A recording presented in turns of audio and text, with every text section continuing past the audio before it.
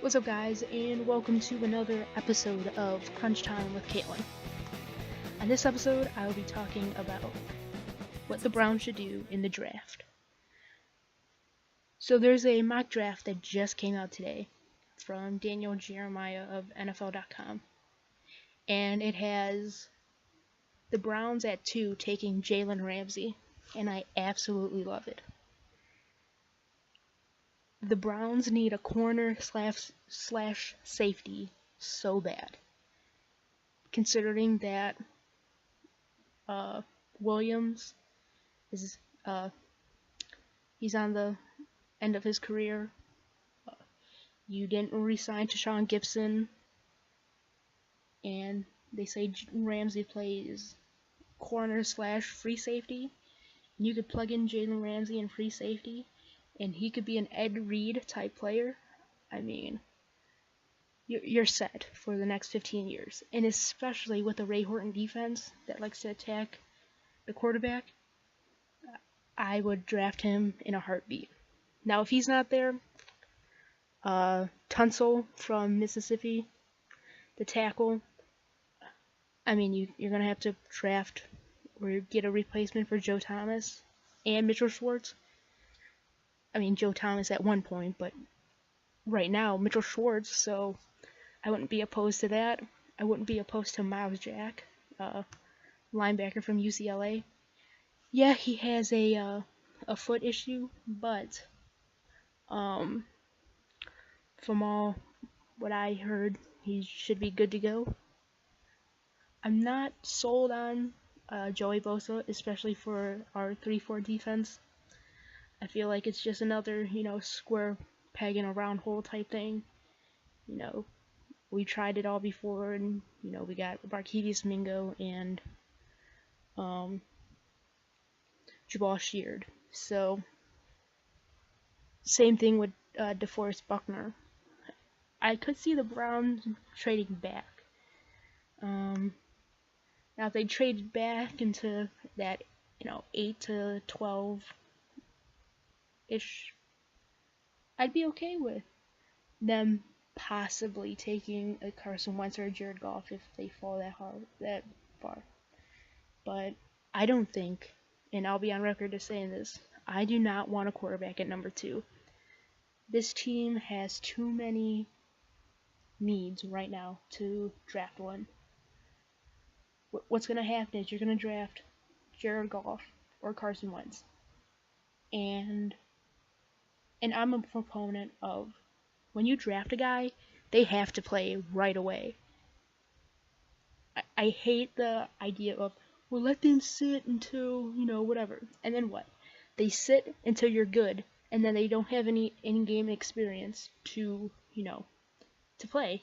I think you throw them into the fire and you just see what happens, and you have them develop on the run.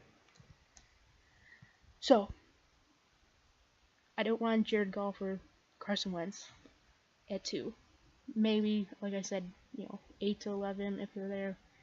I wouldn't be opposed to it, but depending on what we get back in the trade, and depending on what other moves, I just don't like it. And so I think you just take the best player available at 2, and if it's Jalen Ramsey, if it's Tunsil, then you take them. If it's Miles Jack, you take them. I'm tired of, I don't want to reach, and I know that may sound dumb, but this team has, like I keep saying, has way too many holes to just waste a pick. And I know it seems rash to say, wasting a pick, but what's going to happen is you're going to take a quarterback, and you're not going to have a solid offensive line, and he's going to get killed. That's not going to help him in his first few years. That's not going to help the offense. And, as Browns fans, we're going to see him get killed, and we're going to be all like, this isn't our guy, we need to draft another one. So, I would rather be conservative, whether it's, go out and get a quarterback in the later rounds, maybe 32. If Paxton Lynch is there, I'd be okay with that. If you don't end up trading our 3rd round pick, for Colin Kaepernick, which I'll make another video about, like, right after this one. If you want to take a quarterback there, fine. If it's Cardell Jones, if it's Connor Cook, if it's Christian Hackenberg, fine. I don't care. But I don't want one at 2. I want the best player available at 2. The number 2 pick should be a franchise-type game changer. And I think Jalen Ramsey could be that for the Browns, whether at corner or free safety. I think, like I said, Tunsil could be that guy to solidify the offensive line, help solidify the offensive line for the next 10 years, like Joe Thomas did in 2007. I know it didn't, affect any wins, but it's still a principle, you build from the inside out. Or Miles Jack, and from what I heard, this guy's explosive, he's unbelievable, I keep hearing. So, and from what I've seen from his UCLA stuff, yeah, he has a foot injury, like I think I said before, but he should be a go by week 1. And plus, like, I get why people want a quarterback.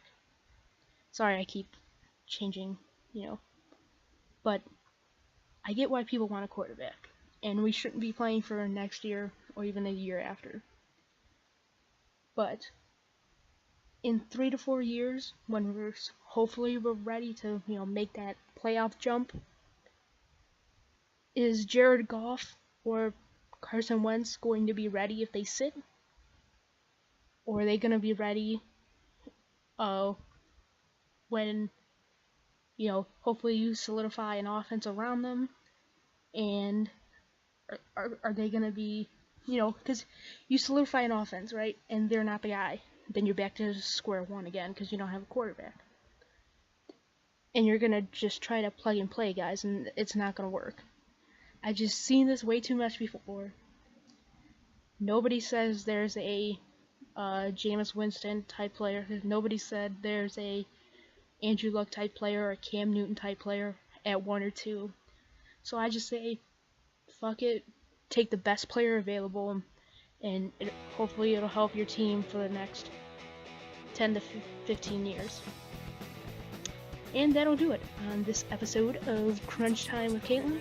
Please like, subscribe, comment on what you think, share on Facebook, Twitter, whatever.